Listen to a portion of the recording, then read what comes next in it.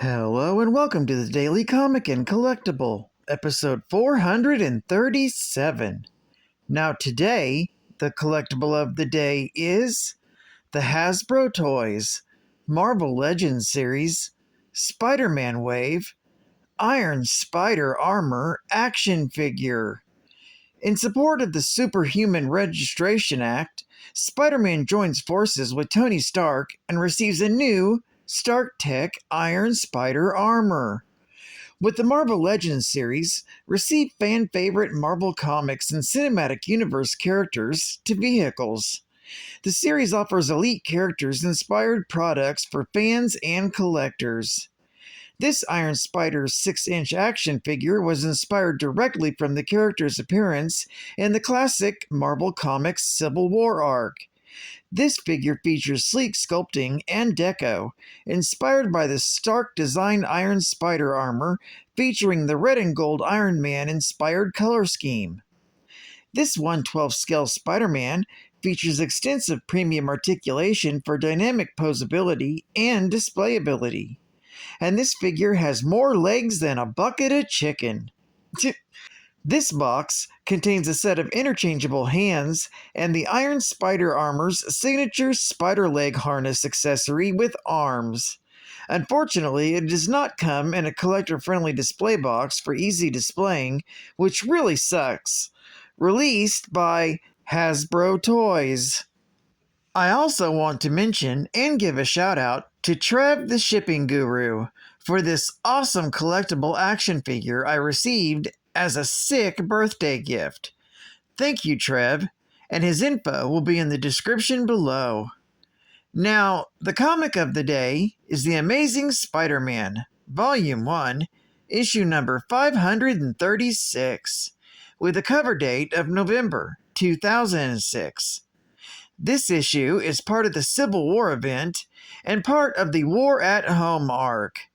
The story by J. Michael Straczynski, art by Ron Garney, and cover by Ron Garney. This issue is part 5 of a 6-part miniseries and is titled The War at Home. We open when Spider-Man being attacked by Iron Man after Peter decided to go against the Superhuman Registration Act. Iron Man quickly overrides Spidey's costume, the Iron Spider armor, but Peter isn't smart for nothing. Peter then overrides Stark's command. He webs Iron Man in the face and dives into the sewer. The story picks up sometime later at the school where Peter, MJ, and Aunt May are currently residing at, Midtown High.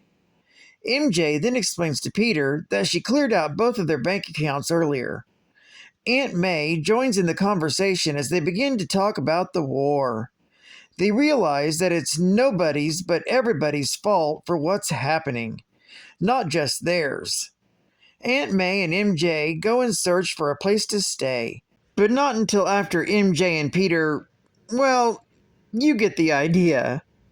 Peter, while waiting for them to come back, goes outside and sort of daydreams of talking to his younger self back when he had just been bitten by the spider that granted him his powers. Peter walks up and sits on a bench.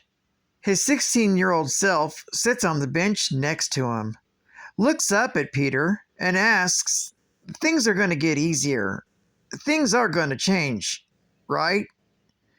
Peter, caught off guard, replies, "Yes, things change. They just get more complicated." Young Peter makes a snarky comment back. "That's it? That's all you got for me? It gets complicated? I've got my whole life to figure out here. Give me something to go on." Peter looks at his younger self and gives him true words of wisdom. To savor it all, the good and the bad. Because even with the bad, people love you, and you're alive. And being alive is amazing. Plus, eat your veggies and use sunscreen. Sunscreen? That's all you got? Use sunscreen? Peter asks his younger self, "Do you really want to know what life is?" The 16-year-old Peter stops in his tracks, turns and replies, "No, I'd rather not," and disappears. Peter replies, "Me neither." Next, we see Peter paying for a room at a seedy motel.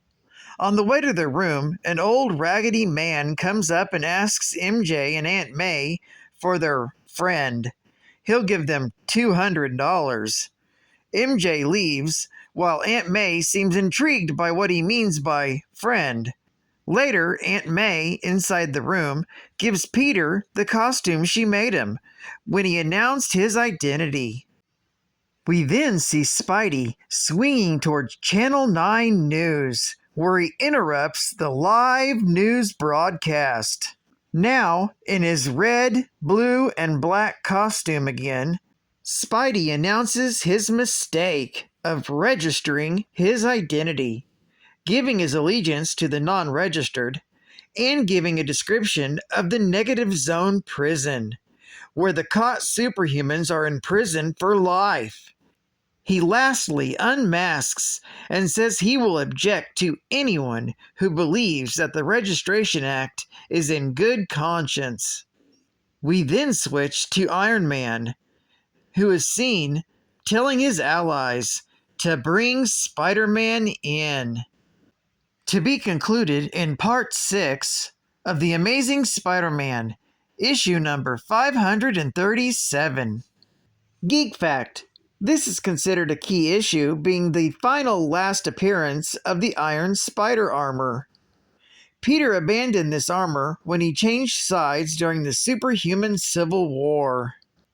Bonus Geek Fact: eventually, the armor ended up in the possession of Ceres, a criminal outfitter and weapons designer. She changed the suit to black and yellow and added a leg, or Waldo, along with numerous upgrades. Aaron Davis, the Prowler, bought the suit to aggravate his nephew, Miles Morales. He later sold it back to Tony Stark. Another bonus geek fact: the first appearance of the Iron Spider armor was in Amazing Spider-Man, issue number 529, from April of 2006. Yet another bonus geek fact: in a battle between Nitro and the New Warriors, Nitro exploded, seemingly killing the entire team and a huge number of civilians, including 60 school children. This led the government to introduce a living weapons of mass destruction registry for all superpowered individuals. Most heroes were divided on the issue, and the Civil War ensued. State-of-the-art gaming. Save it!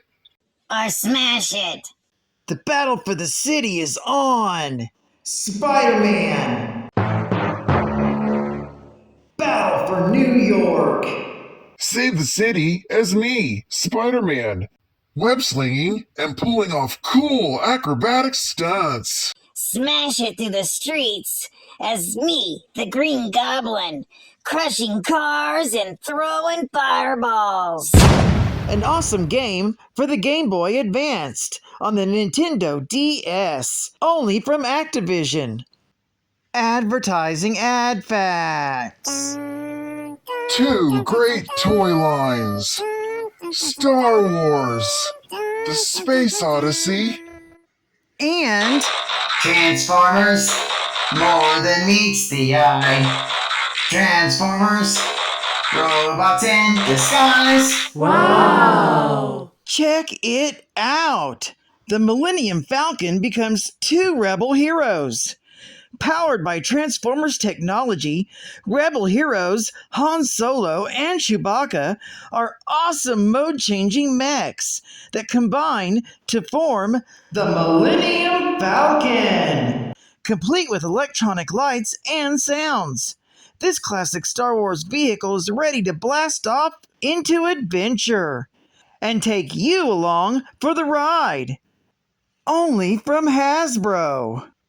And final geek fact: fabricated with nanotechnology, The Iron Spider costume is truly one of Stark's greatest works and Peter's most functional costumes. Capabilities include spinneret stinger access ports, 3 mechanical spider arms, or Waldos. The Waldos can also be used to see around corners, with cameras in the tips. The arms, when stowed, remain in the gold circle on Spider-Man's back. When needed, they grow at 90 inches per second. The suit also contains a glider device, mask filter for full nuclear, biological, and chemical filtration, and even enhanced lenses.